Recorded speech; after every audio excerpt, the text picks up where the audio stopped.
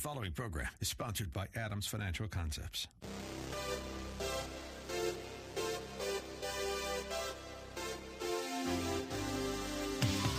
Welcome to About Money, a different approach to investing you won't hear anywhere else. Your host, Mike Adams, is a registered investment advisor and works with investment portfolios exceeding over $100,000 in net worth and has a proven track record of managing long-term investments, surpassing the markets in the long term. The information shared on the following program is for educational purposes only, and any investment advice given may not be suitable for all investors. And now, here's Mike. It is Saturday, and we are talking about money, the answer about money. I want you to think about the settlers, the first ones that arrived in Seattle, the ones that cut down the trees, that began to build the houses, that began the whole process. Do you think they could have imagined the high-rise buildings that would be going up today? Do you think they could imagine what the traffic problems were? Can you imagine that they would imagine what highways would be there? Roads full of cars? Could they even imagine what a car is? Could they imagine what a TV was? Could they imagine what travel by an airplane would be like? It's hard to imagine all those changes that are coming in the future. But we're moving week by week, year by year into the future. Would you believe already things are happening? There's technology happening. There's a company in the UK that makes a toilet. It has sensors that analyze what you put into it. It determines what your diet lacks to keep you healthy. And then it automatically orders food deliveries from the grocery store so that your diet is balanced out. We're going to talk more about some of the things that are coming in retirement and preparation for retirement. We're living a lot longer. I also want to talk about the smoke in Seattle. We've been dealing with the smoke from British Columbia. My throat hurts. I have kind of a hoarse voice, more hoarse than normal.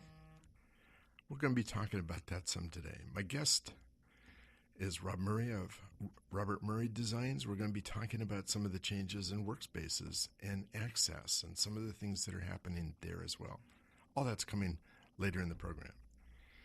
If we get to it, and this happened this morning after I'd prepared most of my program for today, if we get to it, and I didn't feel that it was that urgent to talk about, but if we get to it, I will talk about what happens if Trump is impeached.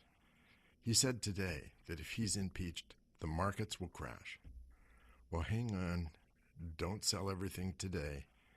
We have 3 instances of impeachment process. Johnson, following the assassination of Abraham Lincoln. We have Nixon in 74. We have Clinton in 92. We have all those instances, and we have records of what happened to the market. Don't sell everything. You want to hear what that has to do. So just keep listening. We've got a lot to cover today. Start with some of the good news.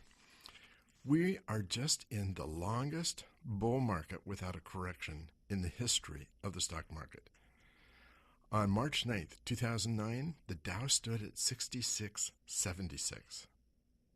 Today, we're almost at 26,000. That's almost a 4-fold increase. Way back in October 28th of 2008, when I did my first radio program, we were right in the midst of that. Lehman Brothers had just gone down a couple weeks before. We were in the beginning of a financial crisis. And my program at that time was, I took the line from Franklin Roosevelt, we have nothing to fear but fear itself. If stocks go to zero, it doesn't really matter because every company is going to go broke and everything's going to be wiped out anyway. And if they don't go to zero, the chances are we're going to see new highs. And in fact, for my clients around the 21st of May on 2010, I started talking about Dow 100,000 because my clients had reached new highs by early 2010. So what are we? There's a difference between what people are talking about in terms of a bull market and a secular bull market. I have to cough. Sorry about that. The smoke gets to me. In a secular bull market like we had from 1982 to 2000, those are markets where you have corrections. You can have small bear markets in between. But bull markets usually end in a bear market. The bull market that they are talking about today could have a bear market correction, a correction of 20% down.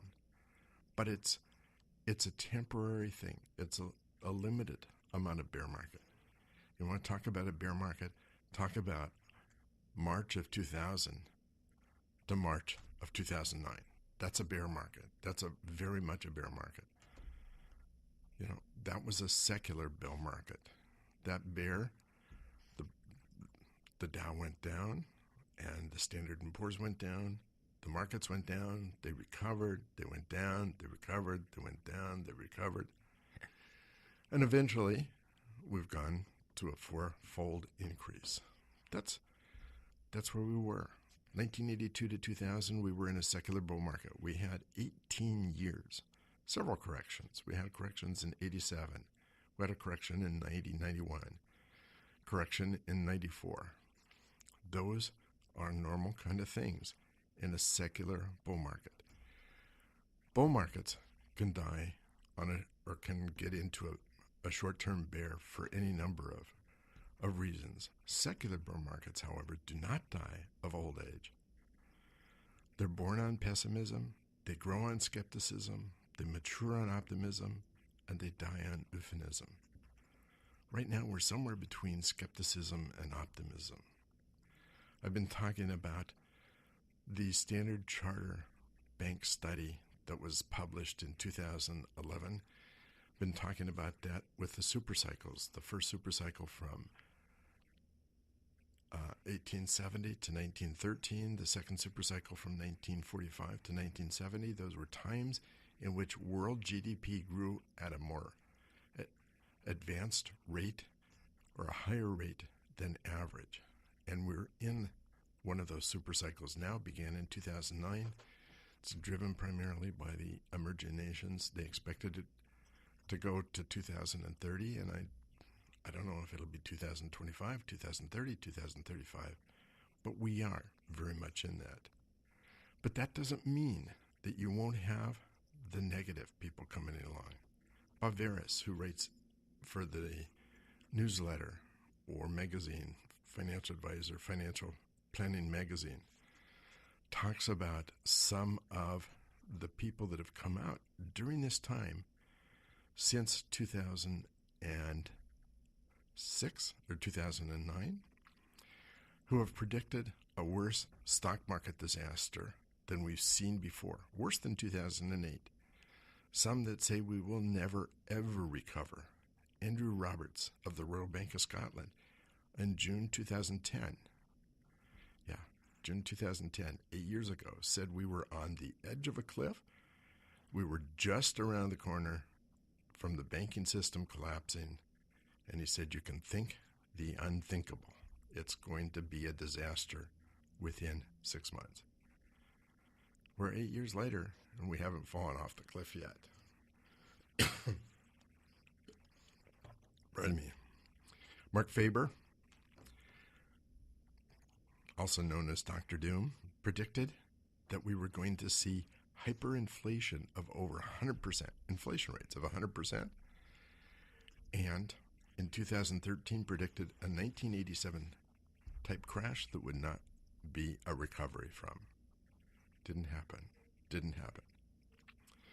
Mike Lombardi, who wrote Profit Confidential, predicted we were going to see a greater crash than 2008. He predicted that's coming in 2013. That was 5 years ago. Time and again, people have looked at it. They see that we've been in a long bull market, and they get nervous and scared because they've had some significant gains during this period of time, and they want to lock up the gains, and they don't want to go through another tough time. That's normal kind of reaction. We've got a long way to go. So hang with it. We're going to have some downtimes during this period of this secular bull market, but we're far from being over. I've been kind of coughing as we go along. I want to turn to the Seattle weather. Can you remember when we had smoke like this? Yeah, last year. You remember the time before that? Yeah, the year before. You know, it's been a fairly recent phenomena, but there's studies that are now showing that there's more fires worldwide, that burning seasons are lasting longer because warm seasons are lasting longer. And they're burning wider and wider areas. In 2017, in the United States, we had 10 million acres of forest fires. That's the equivalent of the country of Switzerland or of the Netherlands that went up in flames. You know, now with the new regulations on the rollback of the coal emissions and what some in Washington call no climate change, we're rolling back some of the things to get around climate change. Excuse me again.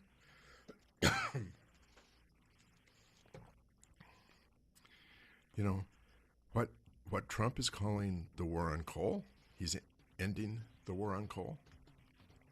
It's not really that at all. Hang on, we're going to come back to this right after the commercial break.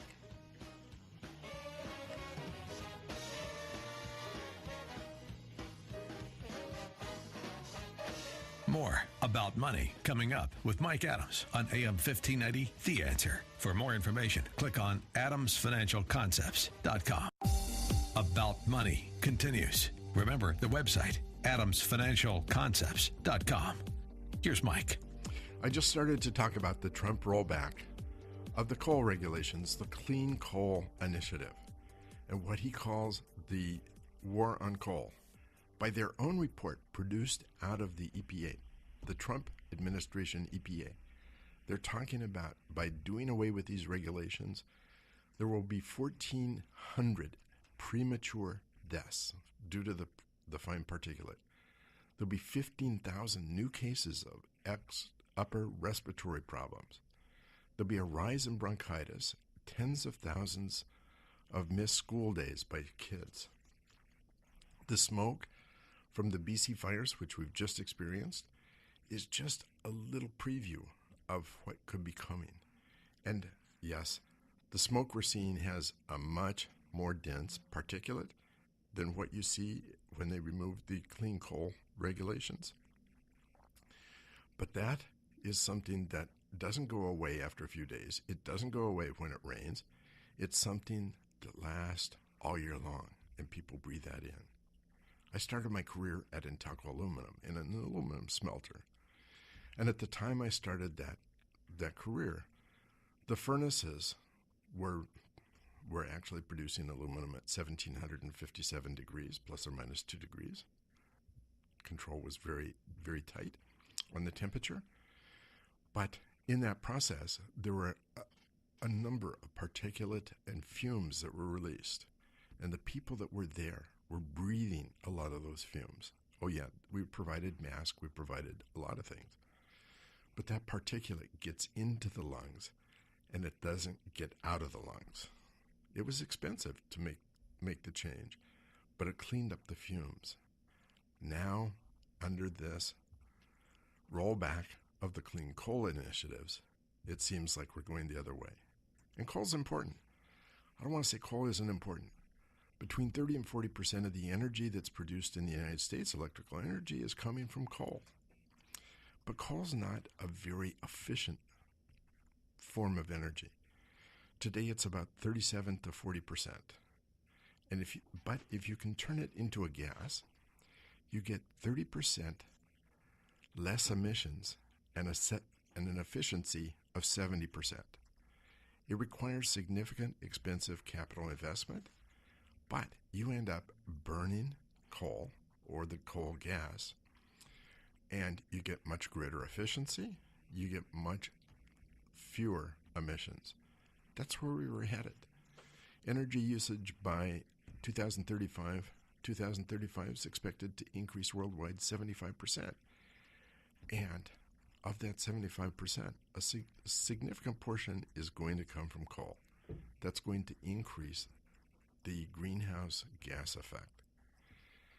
When you think about where we are in the United States, as affluence increases, the energy use per capita has tended to grow. You think about the TV, the cars, the kitchen appliances, businesses, and the computers.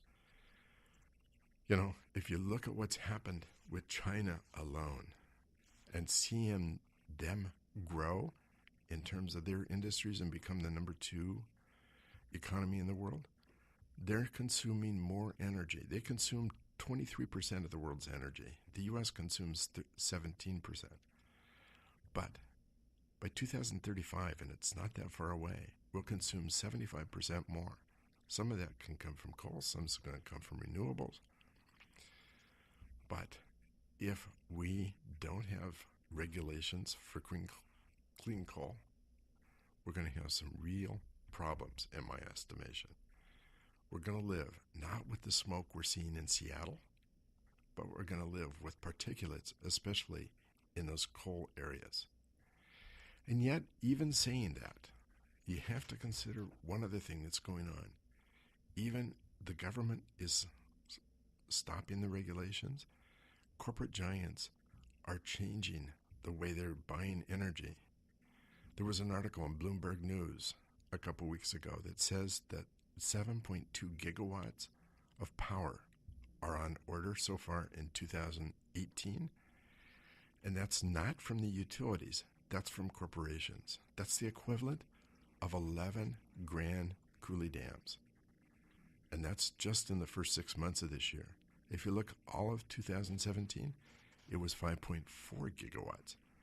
So we're on our way, if orders continue at the same rate, of putting in 3 times the solar power in 2017 that we put in, or in 2018 that we put into 17. It's companies like Facebook, AT&T, Microsoft, Walmart, Norsk Hydro, and Alcoa. Those are companies that consume a lot of energy. Microsoft, of course, for their cloud servers, Amazon for their cloud servers, Alcoa because there's a huge demand to make aluminum. Once you have the once you have the capital cost of putting in solar panels and solar energy, the cost of operating is minimal. Now, there's some other issues because you have to have some sunshine too, and half the day is not with sunshine, but we're going to see a lot more of that. And in all likelihood, we're going to see more fires as well. We live in a very interesting time. So I do have enough time, I think, to talk about the impact of an impeachment on the markets. The first impeachment. And I'm not saying there is going to be an impeachment of Trump. Who knows whether that's going to happen? But I can say this. I doubt that the markets will crash. Andrew Johnson was elected president, or not elected, became president upon the assassination of Lincoln. He fired the War Secretary, Edwin Stanton. There wasn't a Dow, but the market, as we can measure it, had been up 10% in the 3 months prior to impeachment. It dipped during impeachment, but 2 months following impeachment, it was already up 6% higher than it had been before impeachment began. On Nixon, he had already been in office when Watergate began. I lived through that. I remember that. It was curious in the beginning, not a lot of information. But the market had been going down. In September of 1972, the market continued to go down and continued to go down. In November of 73, Nixon made his speech, I'm not a crook, but by March of 74, Nixon was named an unindicted conspirator and would resign in August of 74. As he rolled out the machinery to do a impeachment, the market was continuing down, but that was essentially the bottom of the market. Once Nixon resigned, the market then began to climb, and it climbed almost 50% from the time of impeachment. In Clinton, the market had bottomed in 1994 through a correction. When the impeachment began, the market dipped a grand total of 3%. And once the impeachment was done, the market began to climb. And it continued to climb dramatically. From 1999, we hit the dot-com. So stay tuned. The history has been impeachment has not had a significant impact on the market. It has an impact for maybe 3 months. You have a correction in the market. But once that's over with, things continue to move along. The markets and businesses don't sell products to impeached people.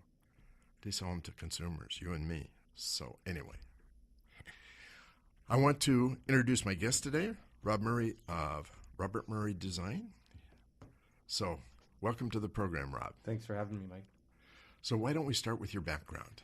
Yeah, well, I'm originally from Seattle, grew up here, and it's interesting what you were saying at the beginning of the show about the early settlers. I have a great-great-grandfather that was born here, so I'm not sure what he would think about what's happening here now, but I think it's interesting to try and, make an impact on what we see happening here in the city, and to be able to do that. I have a business creatively called Robert Murray Design, and I started out in the field of graphic design. I had a design degree from the UW here, which is a really good program. In the older days before the web and apps and all that, I used to do a lot of print work, a lot of advertising and logos and things like that. And I worked in the industry here in Seattle for a long time, and I found my way into the world of architecture, and started applying my graphic design background into that architectural field. And so that's what I do now. It's a very it's specialized, unique field of graphic design that we call used to be called environmental graphics, but now we call it experiential design or experience design, EGD. So for short. It used to be, yeah. And I can remember as I started out as a stockbroker, everybody had their own cubicle. Yeah. They had these little square spaces. That's all really begun to change. Well, yeah, if you see the way that corporate environments are going, and they're looking at all kinds of new ideas, like open environments to get people to collaborate more freely and to engage with each other. And so what I do kind of goes along with that in a big way, looking at how we can affect the corporate environments and adding unique elements to those environments, such as graphics. But now it's become more than just graphics. It's interactive elements and art, and even sculpture and all apps and anything you can think of that really starts to add the branding to the space and engage employees. I remember there was a psychological study a long time ago, the Westinghouse Electric, where they wanted to measure the amount of light on productivity. So every day they turned up the light and they measured the productivity. They reached a peak, and then to verify, they started bringing the light down. Productivity continued up. It was because people cared about the workers and the employees. And what we're seeing today through your stuff is more like that. We're going to come right back and talk about this more. Don't go away. We've got so much to talk about today.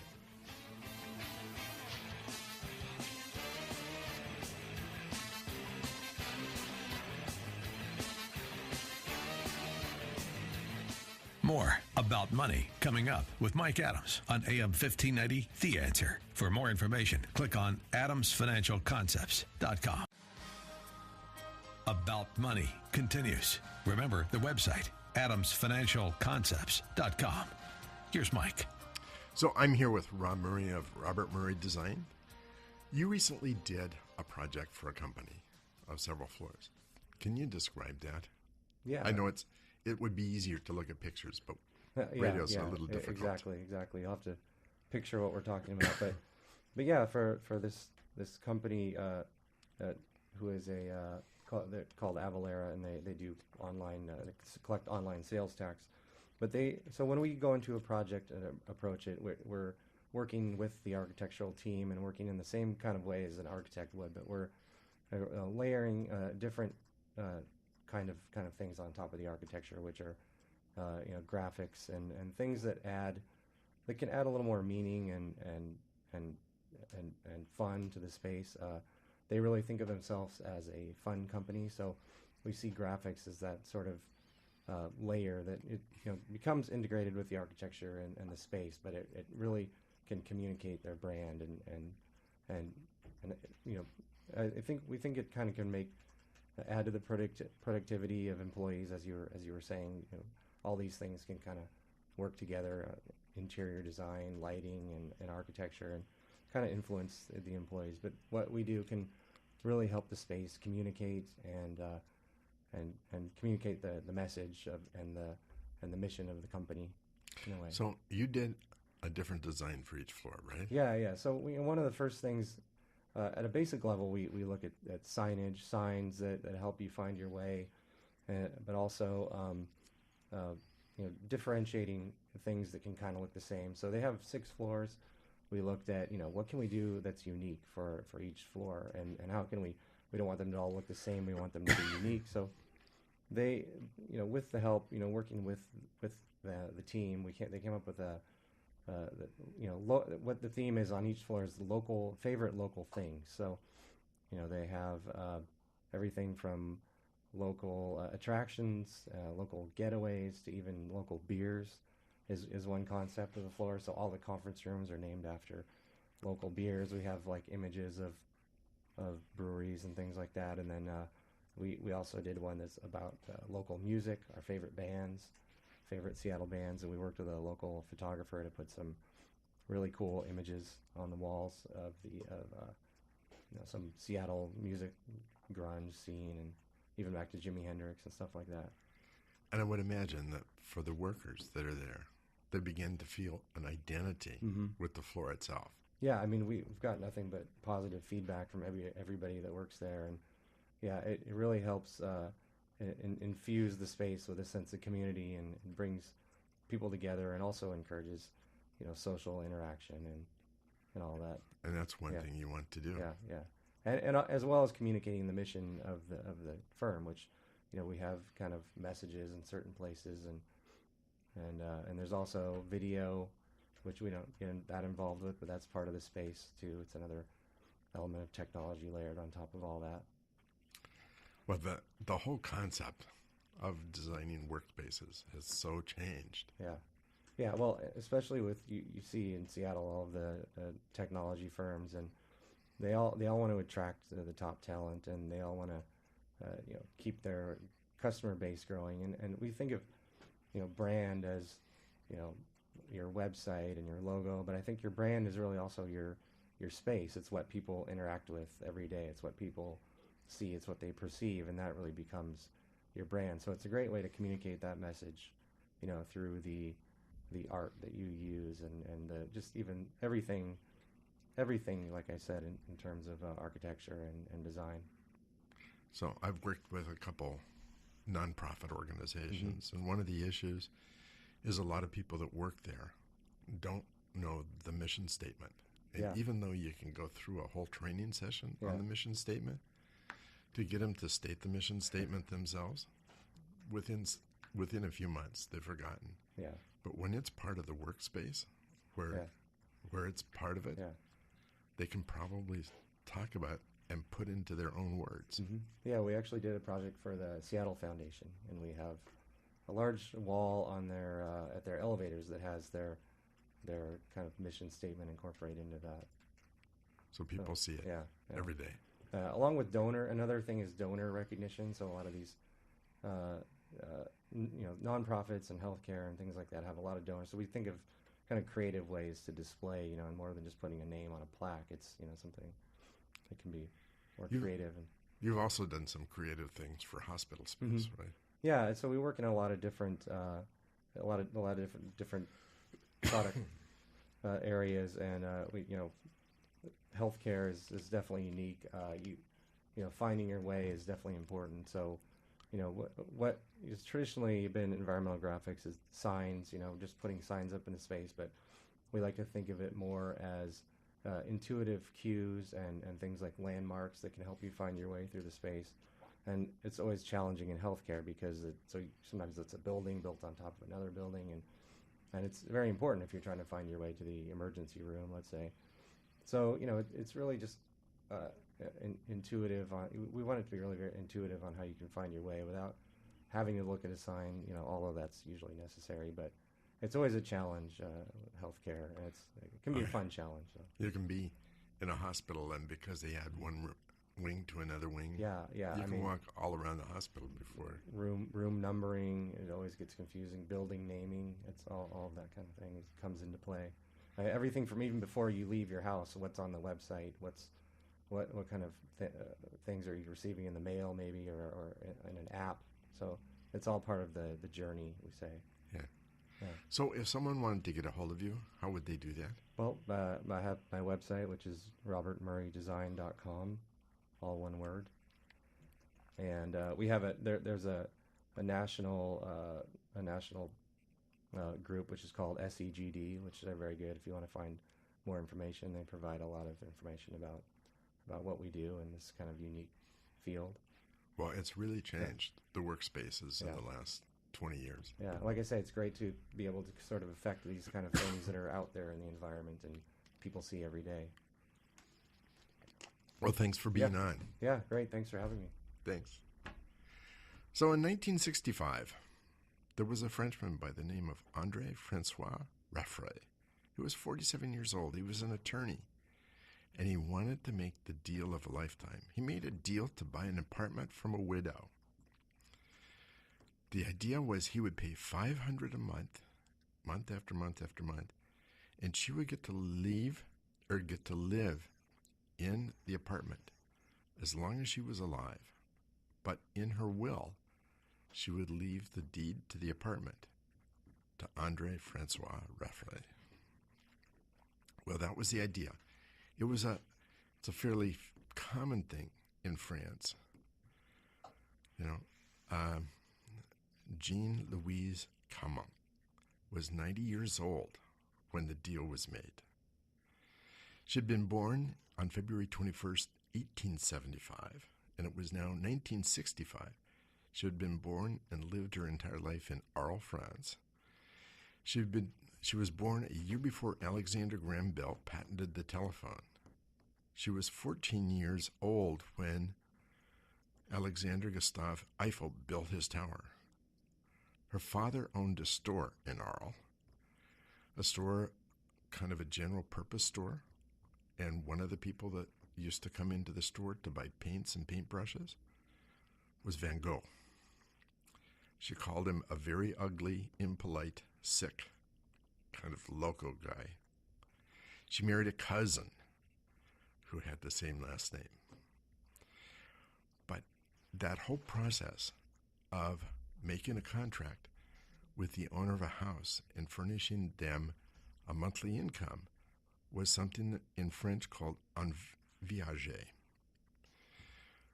We had Social Security in this country in the 1930s, but in France they didn't have Social Security until 1975, 10 years after this deal was made.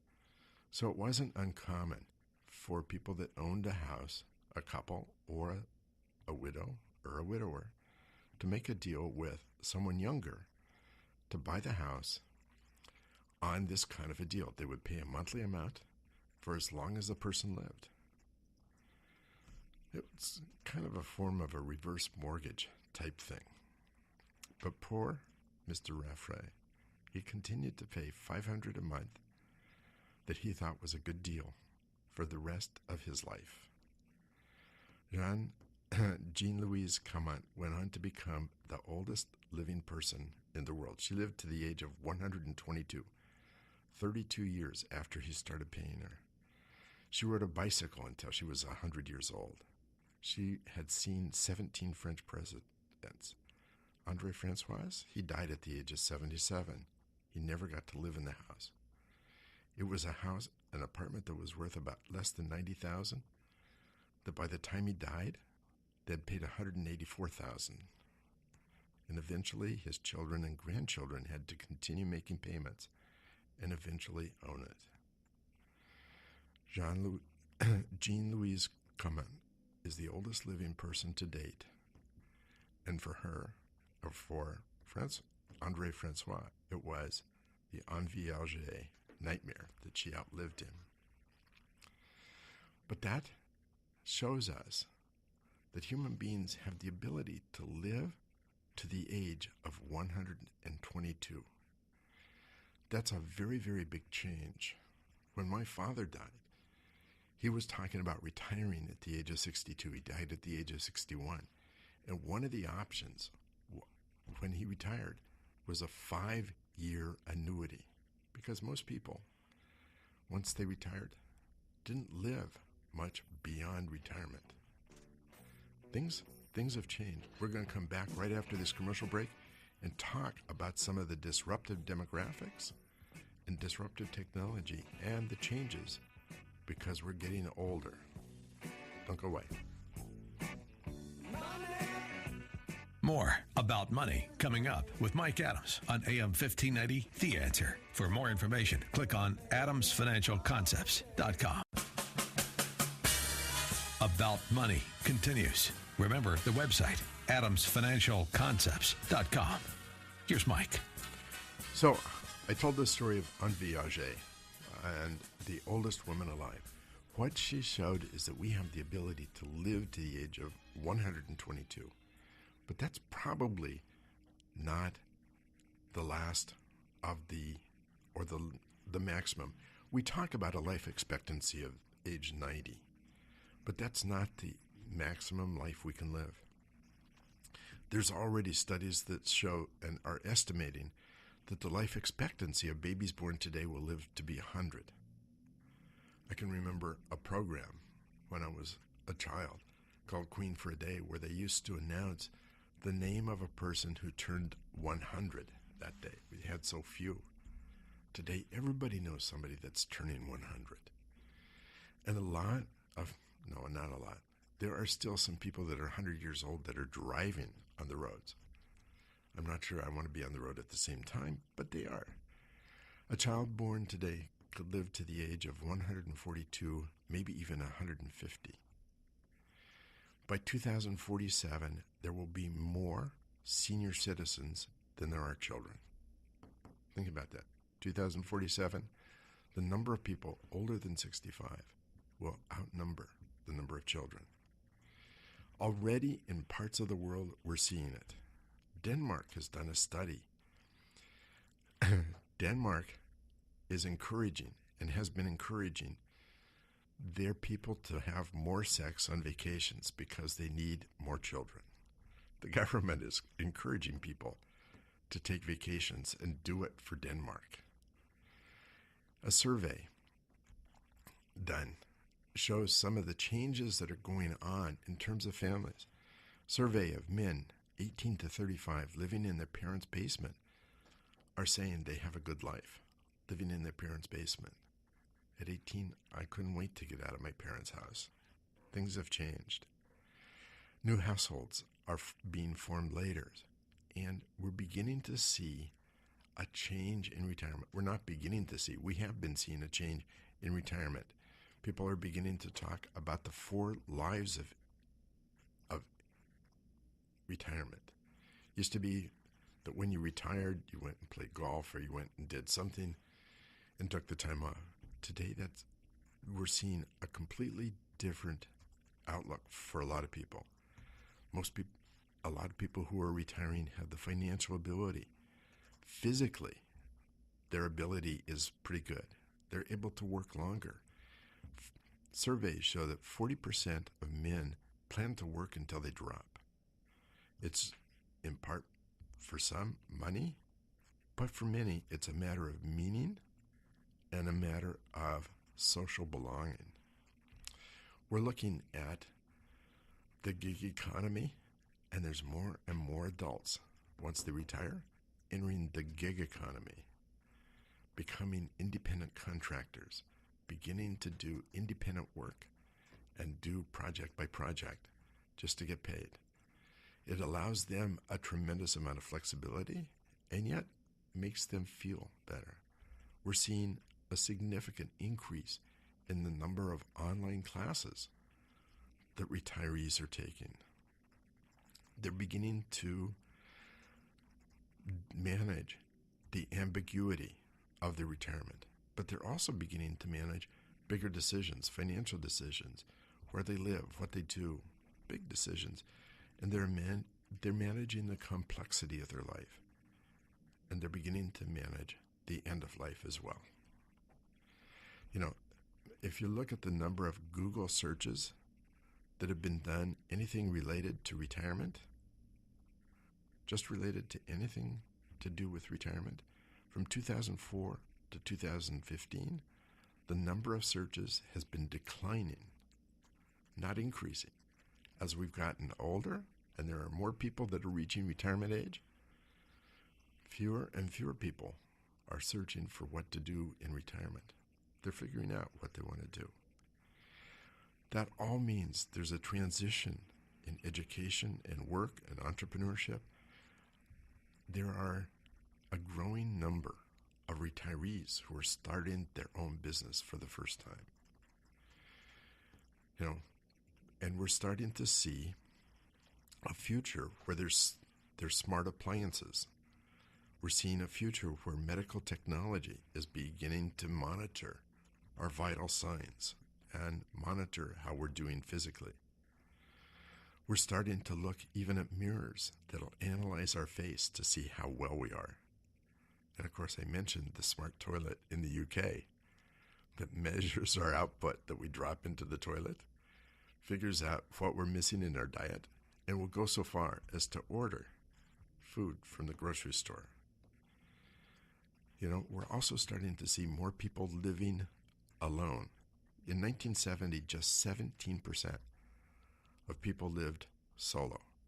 In 2010, it's 27%, and in Seattle, 42% of the population lives solo. You know, you begin to look at stores like Walmart and Target and others are beginning to experiment with smaller urban formats because they're addressing the older population. You look around and see you can order your food. You don't have to go to a restaurant anymore. You can call up a restaurant and have your meal delivered to your home. You want to have a steak from a steak restaurant, you can order that. You want to have pasta from an Italian restaurant, you can call an Italian restaurant. They'll make the food and deliver it, and it'll be the same meal that you would receive if you went to the restaurant. They have raw food deliveries as well. People will go to the grocery store and shop for food for you and deliver it to your house. All that is beginning to happen and transform what we're doing. And even for older people, they don't need to even own a car. You know, we have Uber and Lyft. Call them up, they'll come pick you up and deliver you wherever you want to go. So you don't need to have a car. You don't need to be able to drive, even if you don't see it well at night. You just call Uber or you call Lyft, and they'll take you wherever you want to go. In 2037, the makeup of the U.S. will be very similar to the makeup of the U.S. population in Florida. That's the same demographics we're going to have in the U.S. That's less than 20 years away now. The question is, when you retire, who's going to change the light bulbs? There's some things that still need to be done, but more and more we're finding services that will even do that. We're becoming a usership economy. You can rent your living, you can rent your car, you can rent, even today, rent pets by the hour. You want to have a cat for 3 hours? You can rent a cat for 3 hours. You want a dog for 5 hours? You can rent a dog for 5 hours. I don't know what kind of other pets you can rent, but you can do that. And the housing options, independent living runs on the average U.S. $2,900 a month, assisted living $3,500. continued care at 5,800, and skilled nursing 6,900. And what we're seeing is a greater longevity. All of that is changing how people are living and preparing and what they're doing in retirement. Financially, it's very possible to have a very good time. That's managing what you do. Anyway, those are the things that are coming. Think about those settlers in early Seattle. Could they have imagined the tall buildings? Could they have imagined the freeways? Could they have imagined air travel? No. There's things that are coming that we can't even begin to imagine today. The idea of this program is to give you focus on what's coming, not what's happened, but what's coming. Because in each of those things, there will be investment opportunities. I'll be back next week to talk more about money. Have a great weekend and week.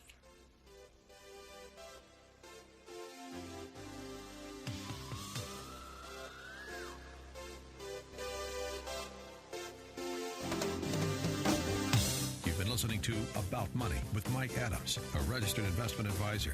If you'd like more information about what you heard today, or about Mike's investment philosophy and strategy, or if you'd like Mike to evaluate your own portfolio, click on adamsfinancialconcepts.com. That's adamsfinancialconcepts.com. The information shared in the preceding program is for educational purposes only, and any investment advice given may not be suitable for all investors. Join us again next Saturday at noon for more About Money with Mike Adams, here on AM 1590. The Answer. The preceding program was sponsored by Adams Financial Concepts.